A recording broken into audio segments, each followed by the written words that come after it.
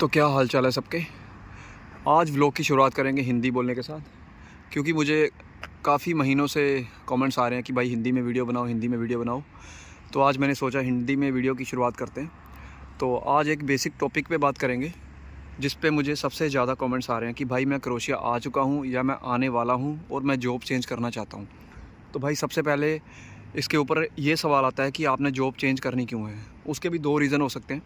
एक तो ये है कि आप बाहर के काम में आए हो और आपसे ठंड बर्दाश्त नहीं हो रही और आपको कोई अंदर का काम चाहिए, एक तो ये हो गया।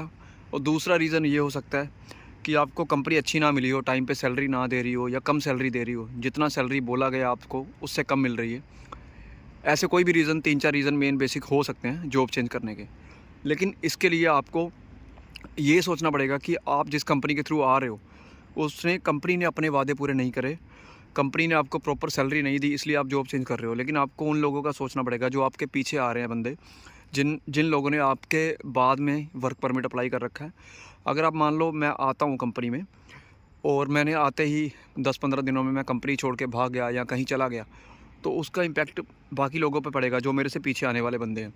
उनका परमिट नहीं आएगा क्योंकि कंपनी का नाम ख़राब हो जाएगा कि इस कंपनी ने बंदे बुलाए थे।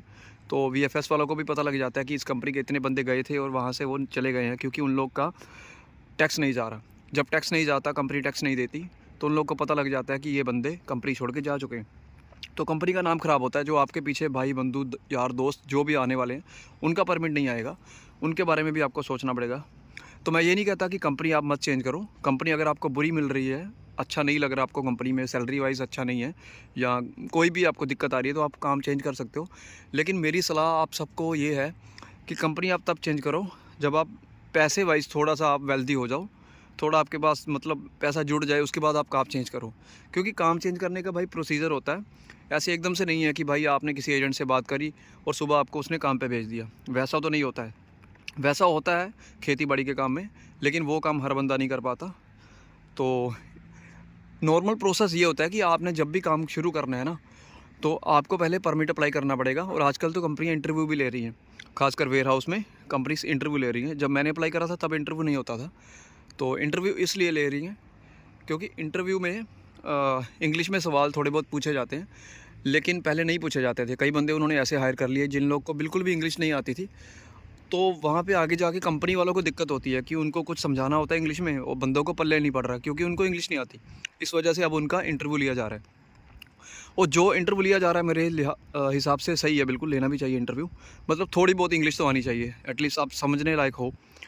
तो एक तो ये रीज़न हो गया इंटरव्यू लेने का। सबसे पहले आपका इंटरव्यू होता है, इंटरव्यू के बाद वो आपको परमिट अप्लाई करते हैं। आपका परमिट आपका अप्लाई होगा। परमिट जैसे मेरा अप्लाई हुआ था तो मेरा कम से कम 75 दिनों के बाद परमिट आया था।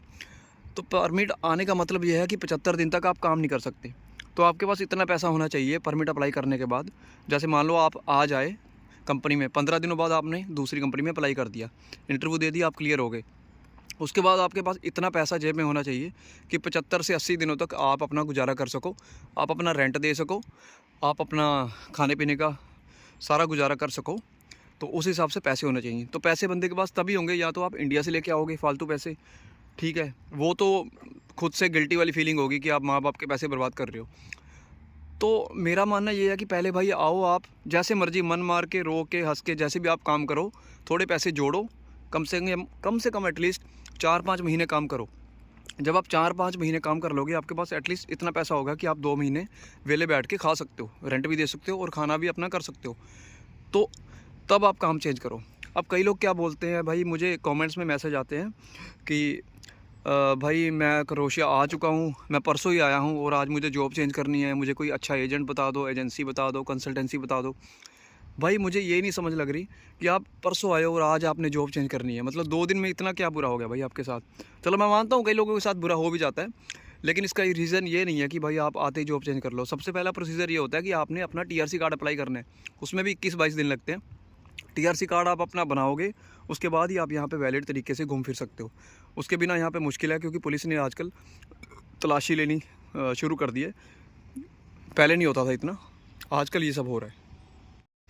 तो भाई मेरी एडवाइस यही है सब लोग को कि पहले आप आओ, अपना टीआरसी कार्ड बनाओ, अपने पेपर ठीक करो, उसके बाद आप थोड़ा पैसा जोड़ो, 2-3 महीने मन मार के काम करो। मुझे पता है मन मार के काम करना पड़ता है।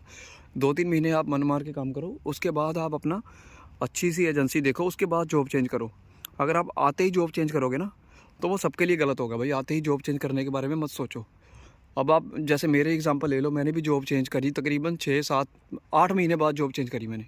मतलब काम मुश्किल लगा, ठंड में करना काफ़ी मुश्किल है डिलीवरी का। मैं डरा नहीं रहा हूँ किसी को, लेकिन सच में ठंड में करना काम मुश्किल हो जाता है, क्योंकि ठंड में हर बंदा ठंड बर्दाश्त नहीं कर पाता भाई।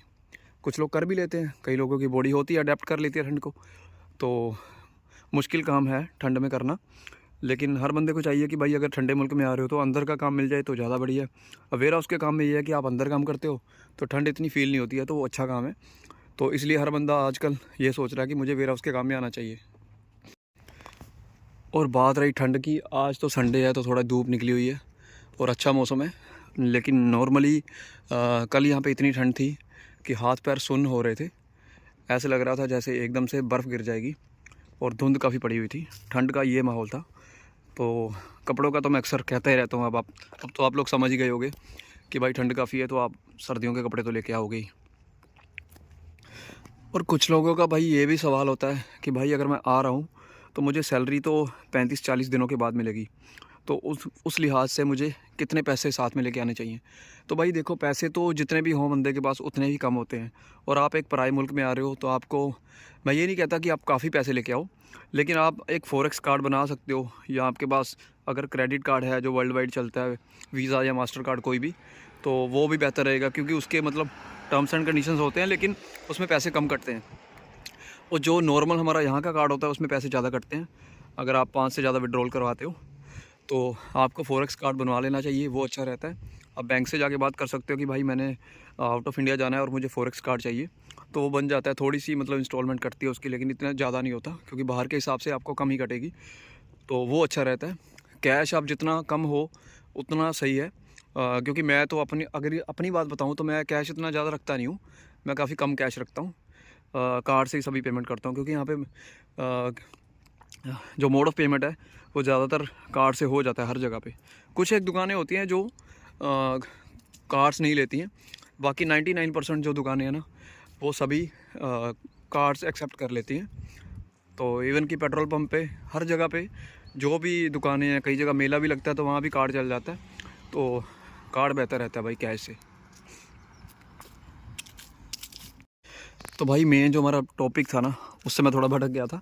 टॉपिक का मैं एंड इस टाइप से करूँगा कि भाई हमें ना मतलब आते ही, मेरे मुताबिक आते ही जॉब चेंज नहीं करनी चाहिए। अगर आपके नॉन में है कोई अच्छा बंदा जो आपको मतलब प्रॉपर, जिस पे भरोसा हो कि हाँ भाई ये तो मेरा अच्छा ही सोचेगा, उस बंदे के थ्रू अगर आप आ रहे हो, अगर वो बंदा आपको बोल रहा है कि भाई जॉब चेंज कर ले, तो आप कर सकते हो। लेकिन अगर आप रैंडमली आ रहे हो और किसी गैर बंदे के भरोसे आप जॉब चेंज कर रहे हो, तो वो गलत है भाई। क्योंकि वहाँ पे आपके साथ धोखा भी हो सकता है, कुछ भी मतलब गलत भी हो सकता है। आपको मान लो आपने 300-400 यूरो किसी को दे भी दिया, उसके बाद भी आपको कुछ जॉब ऐसी मिल सकती है जो बाद में आपको पसंद ना आई हो। बाद में आपको लगे कि भाई 400 रुपया भी, 400 यूरो भी बर्बाद हो गया और जॉब फिर वैसी मिल गई। तो उससे अच्छा आप पहले जो भी जॉब आपको कंपनी ने दी है ना, जो इंडियन कंपनी ने, इंडियन एजेंट ने आपको जो जॉब दी है, वो जॉब पहले आप करो। तो उसके बाद आप थोड़े पैसे जोड़ो, उसके बाद जॉब चेंज करो। एकदम से जॉब चेंज करने के बारे में मत सोचो। तो इस वीडियो को भाई अभी मैं यहीं पे एंड करता हूँ। मिलते हैं अगली वीडियो में नई टॉपिक के साथ।